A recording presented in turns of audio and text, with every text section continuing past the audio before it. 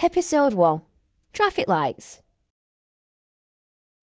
The traffic light sequence runs from red, red and amber, green, then back to steady amber, and then red.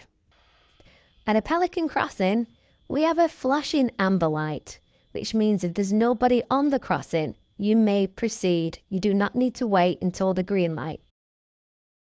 Controlled pedestrian crossings, puffin, toucan and equestrian are the same as a normal traffic light sequence. Red, red and amber, green, steady amber, and then back to red. Make sure you check out my other videos on YouTube, TikTok and Instagram. Thanks for watching Start Driving School.